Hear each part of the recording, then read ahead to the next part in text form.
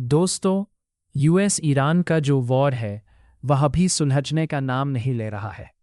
और इसमें जो सबसे बड़ा मुद्दा है वह है एनरिच्ड यूरेनियम का।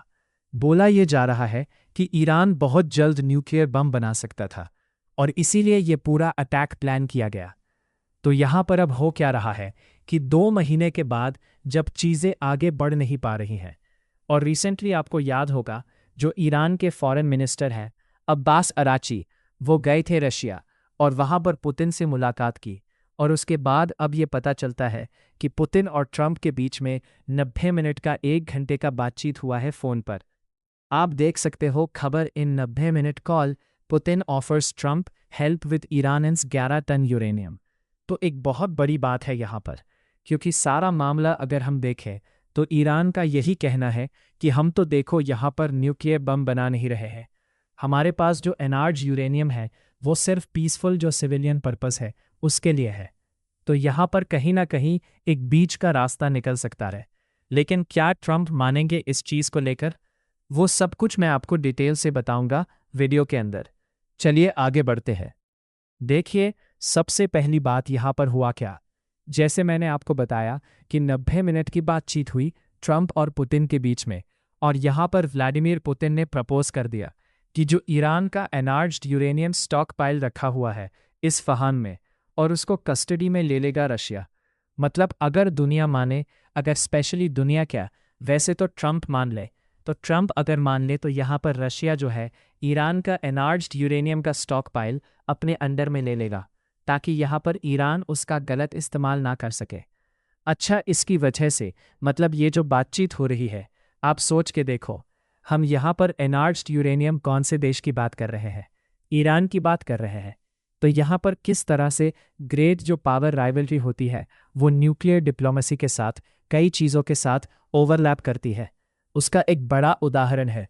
तो इसको समझने से पहले आपको जानना पड़ेगा कि यूरेनियम स्टॉक पाइल के बारे में क्या होता है। जब हम एनरिच्ड यूरेनियम की बात करते हैं तो इसका मतलब क्या है? जो नेचुरल यूरेनियम होता है ना, U-235, तो उसका 0.7% जो है वो एनरिच्ड यूरेनियम होता है। नेचुरल यूरेनियम में भी एनरिच्ड यूरेनियम की जो परसेंटेज है वो 0.7% तो ऑलरेडी रहती है।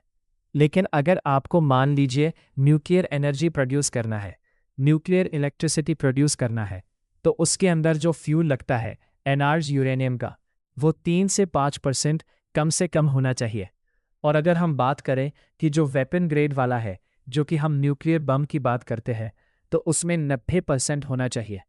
तो ईरान का करंट पोजीशन ये बताया जाता है कि उसके पास 11 टन का एनरिच्ड यूरेनियम है। एनरिच्ड यूरेनियम, लेकिन इसमें सबसे खतरनाक बात यह है कि इसमें से जो 440 किलो है वो 60% प्योरिटी को ऑलरेडी पार कर चुका है। मतलब ईरान काफ़ी नज़दीक है न्यूक्लियर बम बनाने के। अब देखिए, ये सारी चीज़ें तो वही है ना कि बस बोला जा रहा है। अब एग्जैक्ट प्रूफ कहाँ है? कोई है? इसके बारे में किसी को नहीं पता।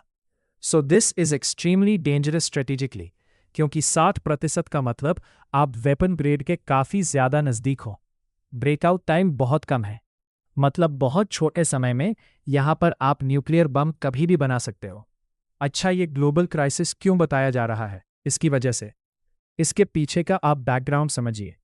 क्या हुआ था कि यहाँ पर न्यूक्लियर डील ऑलरेडी हो गई जेसीपीवा ओबामा के समय 2015 में। ईरान और यूएस और बहुत सारे यूरोपियन पावर्स मिलकर ये डील किए थे, और उसमें यही कहा गया था कि जो ईरान है वो एक लिमिट तक ही एनरिचमेंट करेगा, और इसकी जो पूरी देखभाल वगैरह है वो IAEA के द्वारा देखी जाएगी, इंटरनेशनल एटॉमिक एनर्जी एजेंसी। और इसके बदले में जो ईरान है उसके ऊपर से सैंक्शंस वगैरह हट जाएगा। प्रॉब्लम तब स्टार्ट हुई जब ट्रंप आए पहले टर्म में 2018 में। उन्होंने इस डील से वॉकआउट कर दिया, कहा कि यूएस इसका पार्ट नहीं है क्योंकि इससे कुछ होने वाला नहीं है। तो इसका नतीजा ये निकला कि उसके बाद क्योंकि ईरान के ऊपर सैंक्शंस लगा, और उसी के आक्रोश में ईरान ने बढ़ चढ़कर खूब सारा एनरिच्ड यूरेनियम करना तैयार स्टार्ट कर दिया। मतलब कोशिश यही होगी कि यहाँ पर जल्द से जल्द न्यूक्लियर बम बनाया जाए। अब मान के चलिए अगर ईरान न्यूक्लियर वेपन बना लेता है, जस्ट इमेजिन, तो उसके बाद सऊदी अरब क्या मानेगा? वो तो कहेगा ना कि हमने तो सबसे बड़ा खतरा है, हमें बनाना चाहिए। फिर टर्की भी बनाएगा। मिडिल ईस्ट एक प्रकार से मल्टी न्यूक्लियर रीजन बन जाएगा।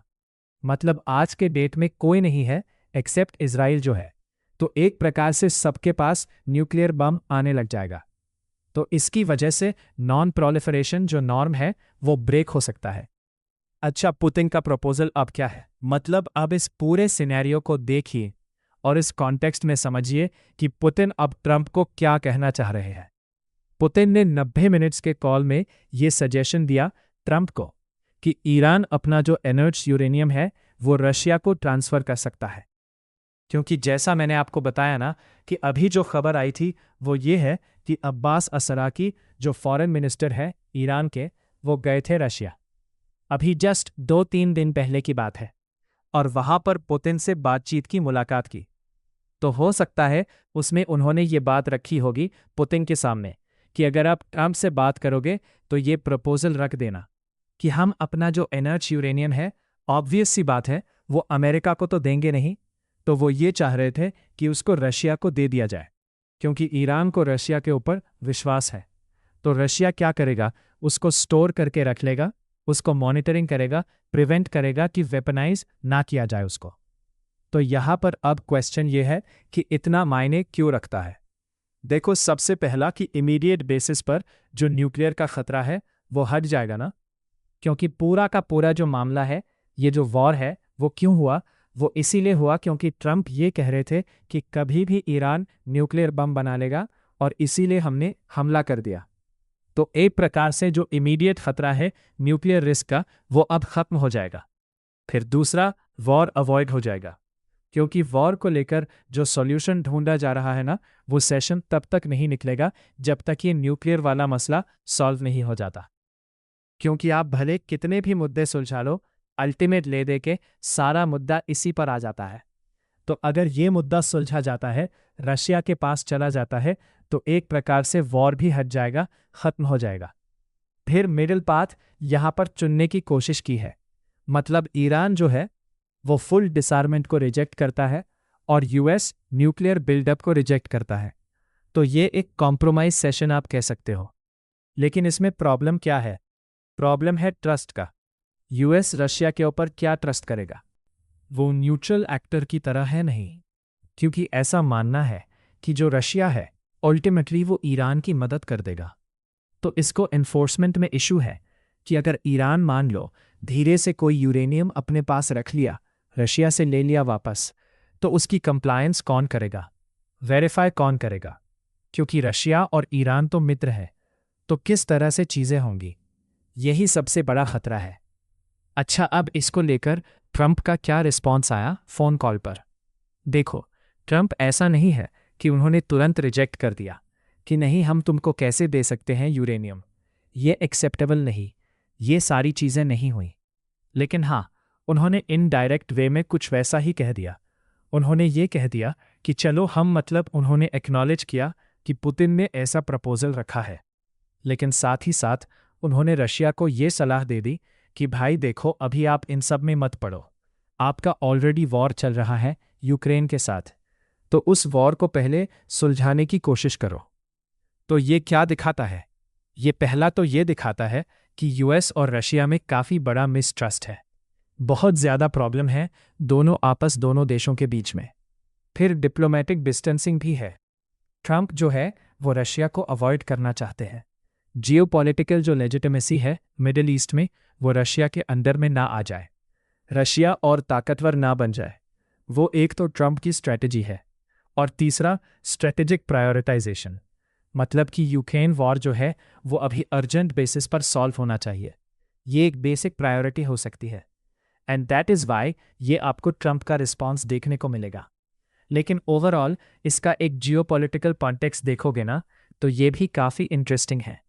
एक तो यूएस ईरान का कॉन्फ्रंटेशन, मतलब मिलिट्री टेंशन बढ़ रहा है, नेवल डिप्लॉयमेंट हो रहे हैं, इकोनॉमिक सैंक्शंस लग रहा है, तो एक तो ये चल ही रहा है। फिर दूसरा, स्टेट ऑफ होर्मुज़ का मुद्दा अभी तक सुलझा नहीं है, ऑयल फ्रीली पास नहीं हो रहा है, और अल्टीमेटली इसका जो रिपेल इफेक्ट है वो आपको ऑयल के प्राइसेस में देखने को मिलेगा। अभी तो मैं कल देखा था $125 पर बैरल।